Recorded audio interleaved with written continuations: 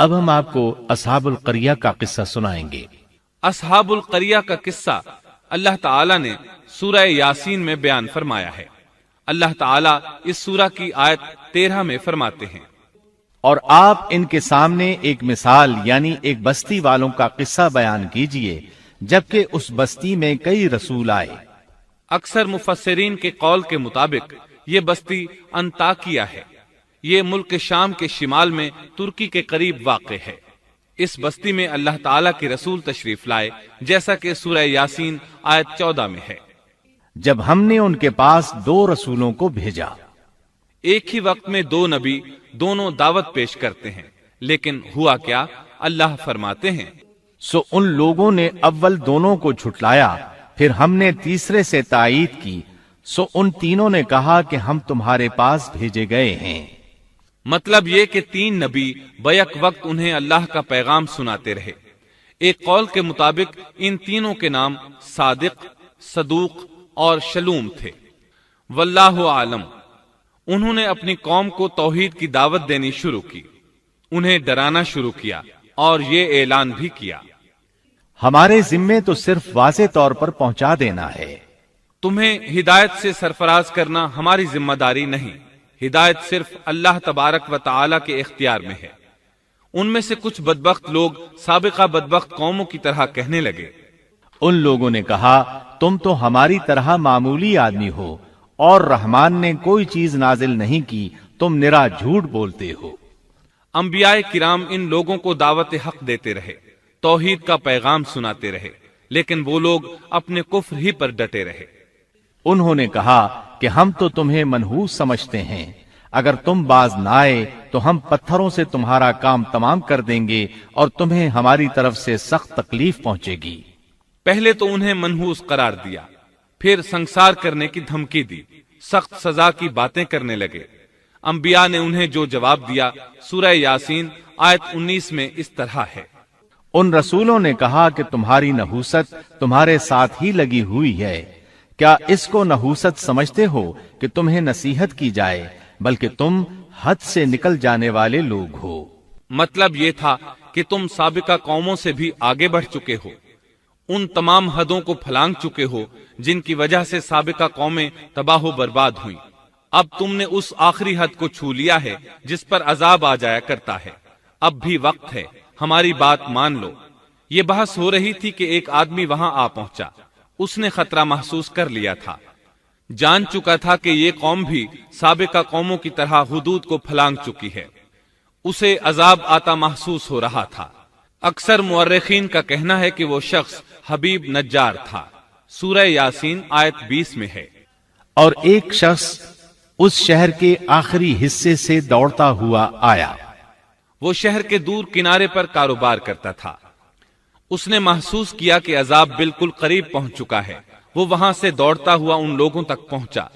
سورہ یاسین آیت 20 اور 21 میں اللہ تعالیٰ فرماتے ہیں، اور ایک شخص اس شہر کے آخری حصے سے دوڑتا ہوا آیا اور کہنے لگا، اے میری قوم، ان رسولوں کی راہ پر چلو، ایسے لوگوں کی راہ پر جو تم سے کوئی معاوضہ نہیں مانگتے اور وہ راہ راست پر ہیں۔ مطلب یہ کہ رسول تو تمہیں نیکی اور بھلائی کا حکم دیتے ہیں، کسی برائی کا حکم تو نہیں دیتے۔ ان کا اخلاق بھی عظیم ہے، یہ تم سے کسی اجرت کا سوال بھی نہیں کرتے۔ اس کے بعد اس نے جو کہا آیت 22 اور 23 میں مذکور ہے، اور مجھے کیا ہو گیا ہے کہ میں اس کی عبادت نہ کروں جس نے مجھے پیدا کیا، اور تم سب اسی کی طرف لوٹائے جاؤ گے۔ کیا میں اسے چھوڑ کر ایسوں کو معبود بناؤں کہ اگر رحمان مجھے کوئی نقصان پہنچانا چاہے تو ان کی سفارش مجھے کچھ بھی نفع نہ پہنچا سکے اور نہ وہ مجھے بچا سکیں۔ یہ جھوٹے معبود تو مجھے بچانے یا چھڑوانے کی ذرا بھی طاقت نہیں رکھتے۔ اگر اللہ تعالیٰ مجھے کسی طرح کی تکلیف پہنچانا چاہیں تو یہ میرے کچھ بھی کام نہیں آ سکتے۔ سورہ یاسین آیت 24 اور 25 میں آتا ہے، پھر تو میں یقیناً کھلی گمراہی میں ہوں، میری سنو، میں تو سچے دل سے تم سب کے رب پر ایمان لا چکا۔ یہ باتیں سن کر قوم کے لوگ غصے میں آ گئے اور کہنے لگے، اچھا کیا تو بھی ان کے ساتھ ہے؟ غصے میں اس پر پل پڑے اور نیچے زمین پر پٹخ دیا۔ لوگ اسے مارنے پیٹنے، اس کے اوپر چڑھ کر کودنے لگے۔ ابن عباس رضی اللہ عنہما بیان کرتے ہیں کہ اس کے پیٹ پر چڑھ کر کودنے لگے، یہاں تک کہ اس کی آنتیں باہر نکل آئیں۔ بالآخر انہوں نے اسے شہید کر دیا۔ سورہ یاسین آیت 26 میں ہے، قیل ادخل الجنہ، ارشاد ہوا جا جنت میں داخل ہو جا، یعنی اس سے فوراً ہی یہ کہہ دیا گیا کہ جنت میں داخل ہو جا، کیونکہ وہ شہید ہوا تھا۔ یہاں اللہ تعالیٰ نے بات کو بہت مختصر بیان کیا، پوری تفصیل بیان نہیں کی کہ انہوں نے اسے پکڑا، مارا، پھر شہید کیا، اور اس کے بعد اس کے لیے حکم ہوا کہ جنت میں داخل ہو جا، اور یہ بالکل واضح بات ہے۔ وہ فوراً جنت میں داخل ہو گیا، اور جوں ہی وہ جنت میں داخل ہوا کہنے لگا کاش میری قوم کو بھی علم ہو جاتا کہ میرے پروردگار نے مجھے بخش دیا اور مجھے عزت داروں میں شامل کر دیا۔ بس شہید ہوتے ہی سب گناہ ختم ہو گئے۔ اللہ کے راستے میں شہادت سے بڑھ کر کوئی شہادت ہو بھی تو نہیں سکتی۔ اللہ تعالیٰ کی بارگاہ میں دعا ہے وہ ہم سب کو بھی اپنی راہ میں شہادت نصیب فرمائے، اس لیے کہ شہید کو اللہ کی طرف سے وہ اعزاز اور اکرام ملتا ہے جو کسی اور کو نصیب نہیں ہوتا۔ اب اس قوم کی سنیے جس نے اسے شہید کیا تھا۔ اللہ تعالیٰ سورہ یاسین آیت 28 اور 29 میں فرماتے ہیں، اس کے بعد ہم نے اس کی قوم پر آسمان سے کوئی لشکر نہیں اتارا اور نہ اس طرح ہم اتارا کرتے ہیں، وہ تو صرف ایک زور کی چیخ تھی کہ یکا یک وہ سب بجھ بجھا گئے۔ اس موقع پر جبریل علیہ السلام اکیلے ہی آئے تھے اور انہوں نے ایک چیخ ماری تھی، اور بس وہ سب کے سب اسی دم بجھ گئے، مر گئے۔